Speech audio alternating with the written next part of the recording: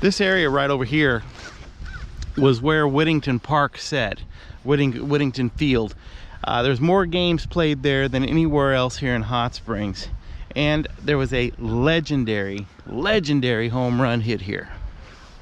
I'll tell you about that in a moment.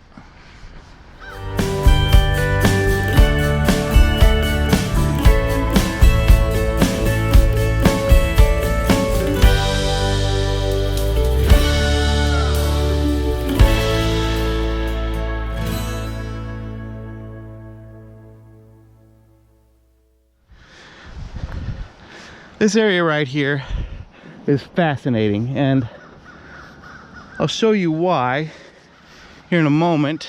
Let me show you this plaque here first though.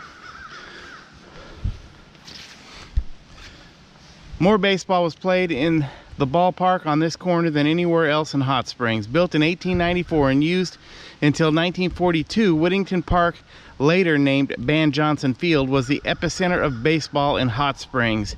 A partial list of those who played classic games here includes Cy Young, Honus Wagner, Buck Freeman, Sam Crawford, Walter Johnson, Tris Speaker, and Babe Ruth. All right, now something happened here that was just legendary, and they actually have home plate still marked here in this parking lot where the field used to be. This was home plate in 1918 of Whittington Park. I'm standing right here where Babe Ruth stood when he hit the first 500-foot home run in baseball history. It's hard to see. I'll zoom in here, but let me get this. There we go. Directly out here in what would have been right center field at the time is the Alligator Farm, the Hot Springs Alligator Farm. You can barely see it over there. I will walk from here to where the home run landed to give you an idea. The home run traveled 573 feet. That is an unbelievable home run. If you think of it, a football field is 300 feet long, 100 yards. So it's almost twice the length of a football field. Hey, here we go. We're gonna walk this baby. The amazing thing about this home run was a week later to the day, Babe Ruth did it again, hitting one even further. To almost the same exact area.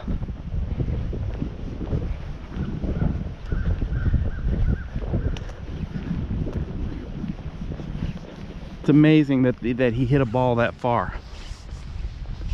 It's crazy. They said all the players that day couldn't believe how far he had hit the ball. In fact, the other team started cheering for him and gave him a standing ovation. And Babe Ruth at the time was a young man. This is in 1918, I believe. And at the time, he was a pitcher. He was not a regular fielder. Because of that home run and the amount of home runs that he hit that spring training, they did move him. The Boston Red Sox moved him into the outfield, and he became a regular ball player instead of just being a pitcher. But at the time, he was the best left-handed pitcher in the game. But if you can imagine just how far this is.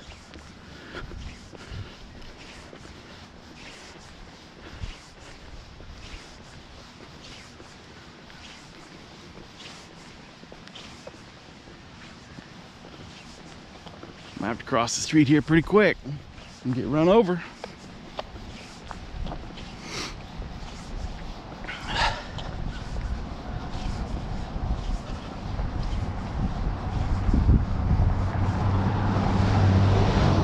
All right, now they've got a plaque over here dedicated to Babe Ruth, and his ball landed beyond this fence here. Beyond this fence here, there is a small pond, and then beyond the small pond there is a large pond that was filled with alligators. And he put the ball in the middle of that large pond. Hey, right over this fence right here is where Babe Ruth's 573-foot home run landed. It was in this pond here on the right. That is supposedly where that mammoth home run landed.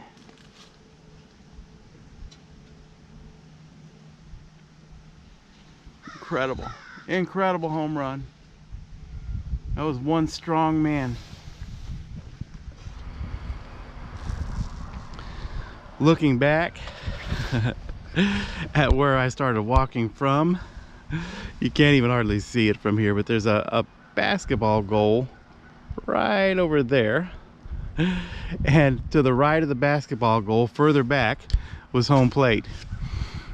It's amazing that a human being could hit a ball that far.